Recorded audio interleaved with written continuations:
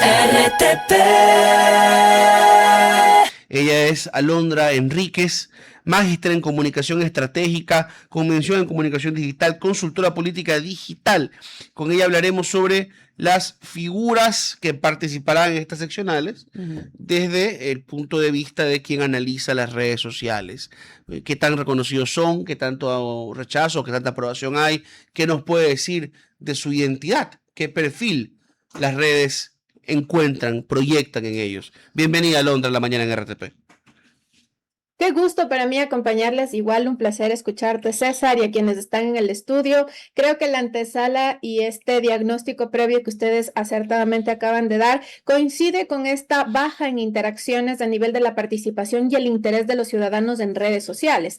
Eso también a propósito que seguimos transitando el Mundial y el foco se encuentra precisamente, por un lado, en la esfera de lo futbolero, en la esfera concretamente de estos debates que siguen estando alrededor de la FIFA.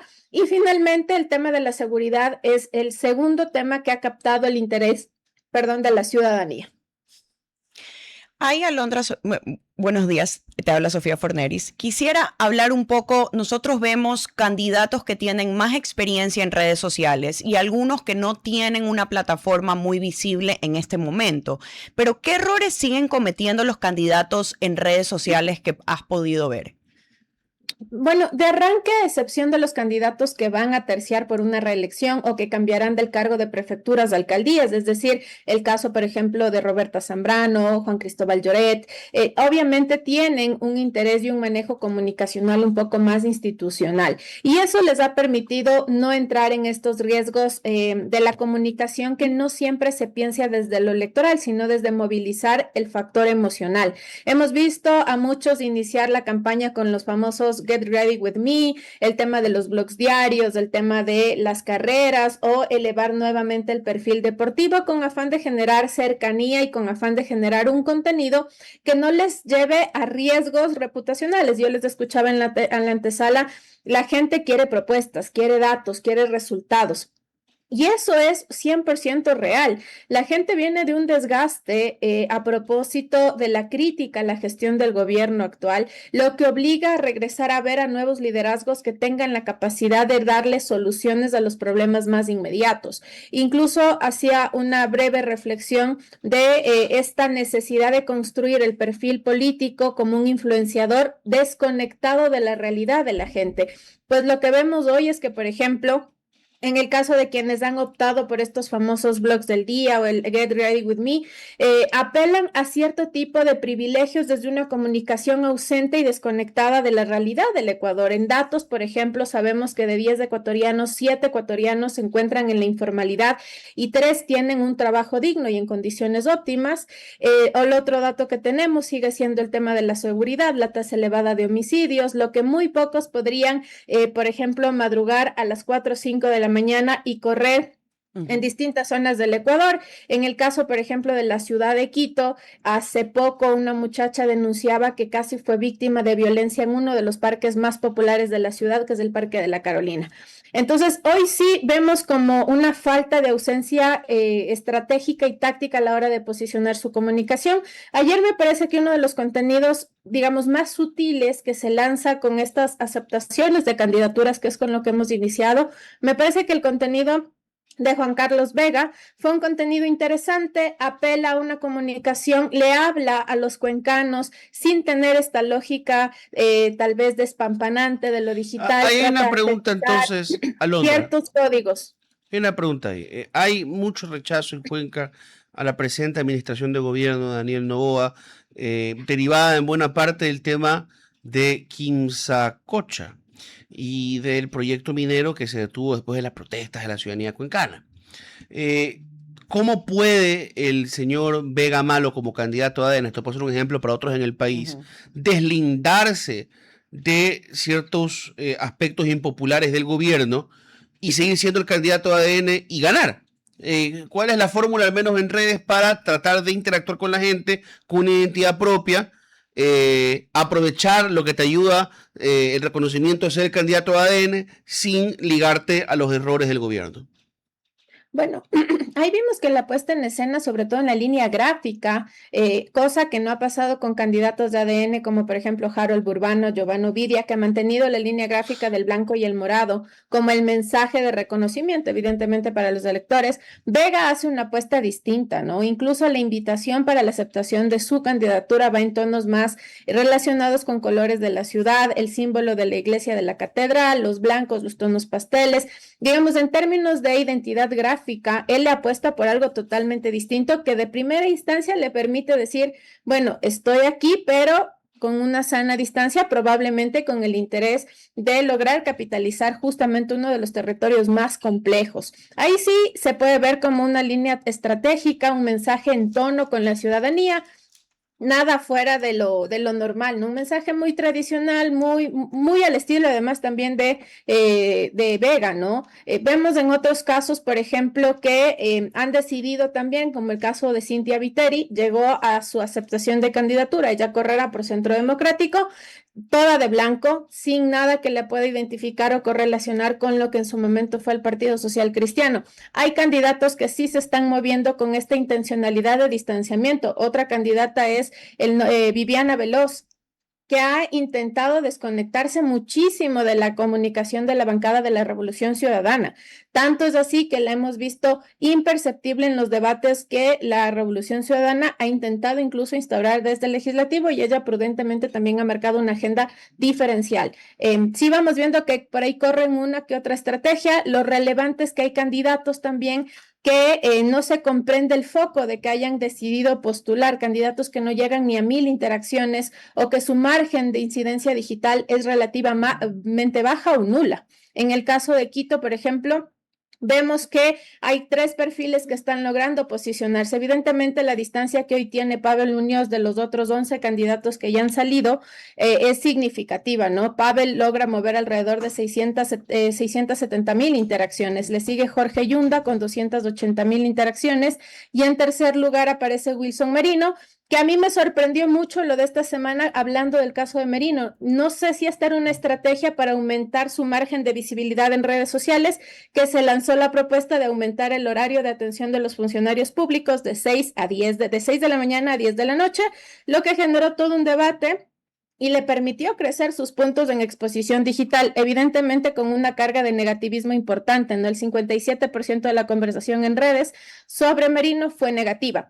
Ahí hay riesgos que los equipos deciden correr para poder posicionar, pues, el margen Pero de ahí te preguntaría, o le es alto en preguntaría, algunos perdón, casos. Alondra, el concejal Merino existe en un ecosistema particular muy difícil, ¿ya? Él llegó con el correísmo y se peleó con el correísmo.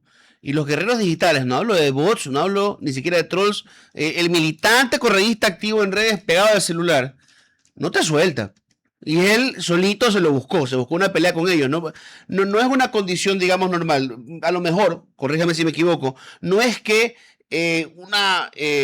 digamos, extracción normal de usuarios de Twitter ha decidido que le cae mal al señor Merino, sino que el señor Merino tiene una pelea particular con una comunidad ahí adentro. ¿Qué tanto le puede afectar en la vida real tener constantemente esa pelea presente debajo de sus publicaciones? Por ejemplo, que dice buenos días, me tomo un café y hay 15 personas diciéndole, oye, miserable traidor, estás con el gobierno. ¿Realmente eso te puede hacer un problema, se te puede ver un problema en campaña digital o hay que ignorarlo? El caso particularmente de Quito es muy complejo, sobre todo porque las figuras que tengan una relación o una cercanía con el gobierno nacional de inicio ya entran un poco perdiendo espacio. Quito es una ciudad que, según las últimas encuestas, las del CIES y otras firmas, alrededor del 60% se encuentra en oposición al gobierno nacional. Incluso el malestar es tan latente producto de los últimos escenarios en inseguridad. Ayer teníamos un tiroteo en la zona norte de Quito, choques y todo, digamos, un desbarajuste por el tema de seguridad particularmente, y lo que en un primer momento estaba en la cancha del municipio. Había una conversación en redes que responsabilizaba al municipio hace 2, 3 años, hoy está en la cancha del gobierno y la gente le exige resultados al gobierno. Por tanto, esta disputa de Merino con una de las figuras que además, tras la detención de Aquiles Álvarez, el que se ha quedado con esa herencia del voto duro militante de la Revolución Ciudadana es Pavel Muñoz, incluida la salida también de Marcela Guiniaga. Entonces ya no solo se le ve como una figura local, sino tiene una injerencia nacional. Y en la ciudad, tanto Jorge Yunda como Wilson Merino tienen esa ligera desventaja de ser vinculados al gobierno frente a este descontento que es similar a lo que está pasando en Cuenca. Entonces sí le va a perjudicar y tendrá que ser más mesurado también en sus intervenciones, apelar, por ejemplo, a este señalamiento de los funcionarios municipales de pipones, de vagos, que es lo que él abiertamente ha mencionado. Además, casa adentro también le genera una pérdida importantísima, pues los funcionarios municipales tienden también a ser tu mejor equipo a la hora de legitimar cierto tipo de accionantes, y eso, por eso me conflictúa el caso de Merino. No sé si es una estrategia para aumentar su posicionamiento y su visibilidad, que no sería la más inteligente, pero le podrá rendir y luego tendrá que capitalizar con propuestas menos demagógicas, mucho más técnicas, y podría tener un interesante resultado en noviembre. Alondra, ahí te quisiera preguntar un poco también sobre datos, y escuchamos muchos en redes sociales el tema de los bots o los trolls. ¿Qué tanta tendencia o influencia hoy están teniendo estas cuentas, y se ve una diferencia entre el peso de, obviamente, cuentas que pueden ser falsas y la comunidad real que tiene críticas hacia los candidatos? Sí, hemos iniciado el mes de julio ya con la activación de campañas trolls. El candidato, hasta el más chiquito que uno pudiera pensar que no está dependiendo de este tipo de tácticas, tiene al menos 100 o 200 cuentas que están por ahí regando su información y están tratando de viralizar su nombre, ¿no? Lo que hemos detectado a la fecha, haciendo una valoración del 1 de julio al 10 de julio, es que alrededor de 3.700 cuentas ya están hoy en el mercado moviéndose con distintos nombres, bajo distintos intereses. En el caso muy puntual de Guayaquil, por ejemplo, sí sorprende esta conducta de estas estructuras, sí las hemos visto presentes en el nombre o alrededor del nombre de Cintia Viteri, precisamente apoyándolo. La vemos también alrededor de Juan Pablo Molina. Sí hay como esta intencionalidad de tener cuentas para, sobre todo, impulsar los nombres, que hoy es importante, ¿no? Volverse a ganar tal vez el reconocimiento de la gente y después capitalizarlo en un espacio de confianza, que eso se traduzca en votos. Guayaquil, además, en particular, sí es una ciudad donde hoy ahí se centra mucho el foco, ¿no? De qué va a pasar. Aquiles Álvarez sigue siendo una pieza importantísima y será una pieza trascendental en esta elección por la situación jurídica que está atravesando y por las formas en las que se le da cierto tipo de tratos, lo que eleva muchas de las veces la inconformidad de ciertos sectores. Algo que nos ha parecido muy atípico es que en el caso del candidato Juan Pablo Molina, es de los candidatos con menor rendimiento digital.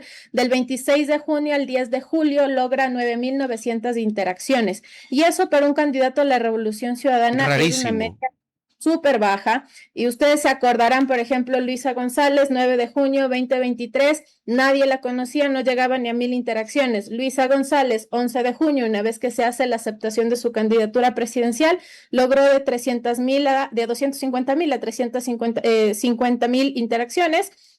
Y habitualmente la militancia de la Revolución Ciudadana es muy orgánica, promueve, apoya, logra posicionar a sus candidatos, y en el caso de Molina, pues está incluso en el cuarto lugar. En tercero, Mónica Luzárraga, que logra 12.300 interacciones. Este es un caso muy interesante porque en cambio ella va a participar con un partido que muy poco peso político ha tenido en Guayaquil, y ahí capaz César nos va a poder incluso dar luces de esto, porque el Partido Socialista no es que marca una agenda, no es que pone candidatos, más vale es un actor sin mucha presencia, pero ella logra pelear un buen peso de forma individual, podríamos decir, en interacciones. De ahí viene Cintia Viteri, que también para Cintia Viteri, haciendo una valoración de sus datos a través de los últimos 10 años, ella alcanza casi 49.300 interacciones. Para ella también es una media baja, ocupando el tercer lugar en participación. Eso no quiere decir que sea positiva, negativa y neutra, estamos viendo el valor, digamos, en bruto, no genérico. Y finalmente Niels Olsen logra 173,000 interacciones, es decir, es de quien más está conversando, pero también recibe mayor crítica. Y eso a propósito de los procesos de fiscalización que se están dando en la Asamblea Nacional, caso Progen le genera mucho ruido y por ahí inconformidad.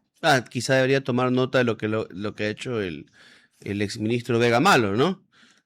Para tratar de, digamos, ir curando en sano el problema del ataque que puede recibir constantemente por ser candidato de gobierno. Yo creo que el candidato Olsen es interesante, creo que tiene experiencia, ministro de Turismo, en la Asamblea Nacional lo he criticado, pero también, digamos, aporta haber pasado por ahí. Creo que es un candidato joven, creo que es un candidato que sabe hacer recorrido. Ahora la pregunta es, claro, ¿cómo va a navegar, digamos, el espacio digital tan agresivo como puede ser siendo candidato de gobierno, ¿no? De ahí, a mí me gustaría, porque creo que Olsen es un buen candidato en tema de perfil para analizar. Alondra, ¿tú crees que también existe una burbuja digital que hace creer que un candidato esté ganando cuando en realidad después en votos no se replicaría las interacciones que tiene, o en realidad las redes digitales sí son un implemento para ver qué tanta popularidad y votos pueda llegar a tener un candidato? Sí, las redes sociales es difícil. Yo siempre suelo decir que es difícil que un político se deje engañar. En esta época es muy difícil. El equipo le puede presentar todo tipo de cifras, todo tipo de explicaciones, pero los comentarios están en su mano, en su teléfono celular. Un político siente cuando está en una crisis de reputación, cuando la gente ya no le cree, y eso se evidencia en la participación inmediata por comentarios. Las redes marcan uno de los escenarios más importantes a la hora de poder posicionar y que la gente decida por quién va a votar. En el caso muy particular de nuestra experiencia con Golden Social Suite, aquí en Ecuador y en otros países de América Latina, sí logran tener este matiz de anticipar quién puede ganar una elección en función de interacciones como los me gustas, los compartidos, los likes. Un caso muy concreto es el mismo presidente Daniel Noboa. En el 2023 nadie daba por sentado su capacidad de aglutinar y capitalizar la atención electoral, y finalmente eso las redes ya lo venían venir. O sea, fue un candidato que construyó muy bien su mensaje, la segmentación del público objetivo también fue muy buena, ha sumado también a la estrategia de pauta, porque no siempre es cuestión de la billetera, sino de la calidad del contenido y a quién le estás hablando y bajo qué condicionantes. Por eso es que hoy me sorprende muchísimo ver candidatos, por ejemplo, Olsen tiene experiencia en temas digitales, sale de la Asamblea Nacional sin mucho riesgo reputacional frente a todo lo que tuvo que sortear, tenía o mantiene un equipo con mucho peso en términos de comunicación digital, y verlo tal vez en este rol un poquito más informal, desde esta lógica más de tipo influencer, sí me llama la atención, considerando que él ya tiene un nombre y un posicionamiento interesante que se podría capitalizar en una dirección distinta. Y es lo mismo me sucede con Viviana Veloz, que también sale de la asamblea en medio de procesos muy fuertes donde ella tuvo que tener la vocería, como el caso de Santiago Silva, por ejemplo. Ella fue la que públicamente hizo una denuncia para que se concrete su expulsión. Digamos, tuvo momentos muy álgidos. Y también me sorprende verla en este rol un poco de influencer cuando puede capitalizarlo más en lo político. Y quienes logren tener 3 principios básicos. El primero, claridad en su mensaje comunicacional. El segundo, empatía y cercanía a la hora de hablarle a la ciudadanía para intentar proponerle algunas alternativas para mejorar lo que hoy a la ciudadanía le preocupa. Y el tercero es tener eficiencia en sus motores de comunicación, al menos en redes sociales, lograrán capitalizar el voto de quienes hoy. Además, la ciudadanía no está muy contenta de participar e ir a las urnas en noviembre. Cuando hemos estado felices de ir a votar, la fiesta de la democracia. Aquí disfrutamos de reírnos yo siempre digo, ¿no? Cuando tienes que transmitir tantas horas y es prohibido, incluso por accidente, tratar de influenciar el voto, no puedes hablar de muchas cosas, ni siquiera de la historia. Entonces, celebramos cuando cogieron un libador en Napo, hay algo de qué hablar. Ajá, alguien se cayó en la bicicleta en Azuay, otra noticia, ¿no? Y esa es la fiesta de la democracia. Mi querida Alondra, quizá en otra ocasión podemos conversar sobre la eficiencia, ¿no? Cómo encontrar el tipo de publicación que se convierte en interacciones positivas, que genera fuera de redes sociales noticias, cómo no publicar más significa tener una mejor campaña en redes y tal vez visitar ejemplos que nos pueden ilustrar eso. Hasta eso, me toca despedirme, muy agradecido por habernos acompañado esta mañana. Para mí un enorme placer y ahí quedo atenta para esa siguiente invitación. Que tengan un buen día. Igualmente. RTP